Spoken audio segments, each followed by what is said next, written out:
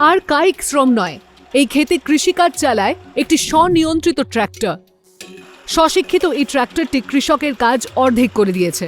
চাষের কাজ খুব সহজ হয়ে গেছে। ভাবতে ভালো লাগে যে আমার বাবা ঠাকুরদার কাজটাই করে যেতে পারছি। এটাই তো আমাদের পারিবারিক ব্যবসা।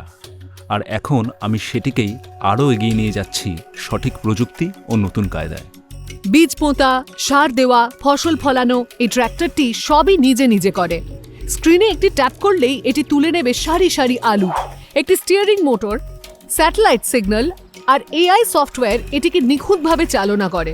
0.01 সেন্টিমিটারের প্রিসিশনে যত কাজ করে ততই নিখুঁত হয়ে ওঠে এটি। প্রত্যেকটি ভুলের রেকর্ড রাখা হয় ক্লাউডে।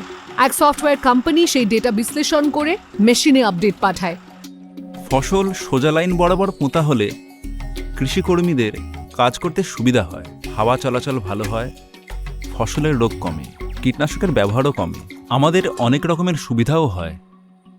সব মিলিয়ে ডিজেলের খরচ ছাড়া শ্রম ও সময়ের প্রয়োজনও কমে। এই আপগ্রেডটি করার খরচ প্রায় ৩,২০০ ইউরো, যা উত্তর ভারতে একজন কৃষকের বার্ষিক আয়ের চেয়েও বেশি।